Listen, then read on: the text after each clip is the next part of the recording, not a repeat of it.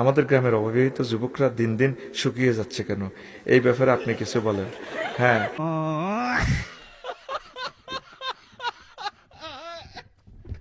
হ্যাঁ, শুকিয়ে যাচ্ছে।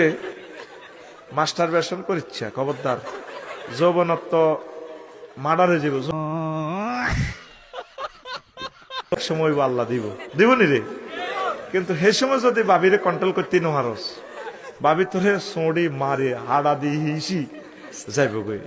এটা একটা শক্তি, এটা একটা নেয়ামত। কেমন? এটা একটা নেয়ামত, কারণ ওই অঙ্গের রগগুলো যদি ঢিলা হয়ে যায়, লাইফ মার্ডার। ওই কারণে শুকাচ্ছে কিনা সেটা আমি জানি না, তবে যে সমস্ত অবিবাহিত যুবকেরা রোজা থাকে তারা শুকাবে, তারা শুকানো ঠিক আছে, ঠিক আছে না?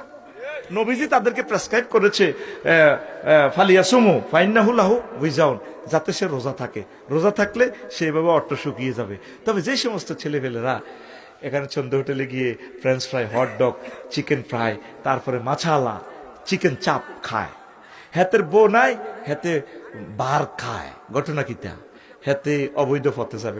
এক গ্লাস ভর্তি পানি, পানি না, যদি এটার আরো হুরান তাহলে গ্লাস বাস্ট হয়ে যাইব, হয় চরিত্র বাস্ট হইব, নয় হাতে স্বপ্ন দোষ হইব।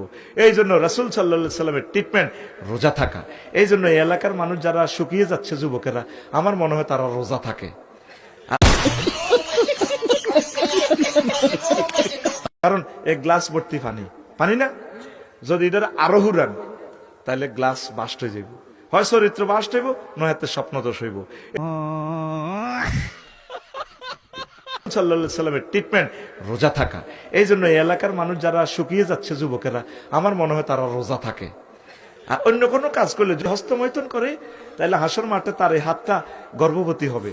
হাসরবাসীটা দেখে তাকে বলবে, কিরে তার আতিটা এত মোড়াকা। তখন ফেরেশতারা বলবে, সে হাতে হস্তমৈথুন করেছে। এটা যৌবনের শক্তিটা একটা নেয়ামত। তোমার বীর্যই তোমার শক্তি, তোমার সহ্য বীর্য। আল্লাহ, আমার যুবকদেরকে তুমি রক্ষা করো আল্লাহ।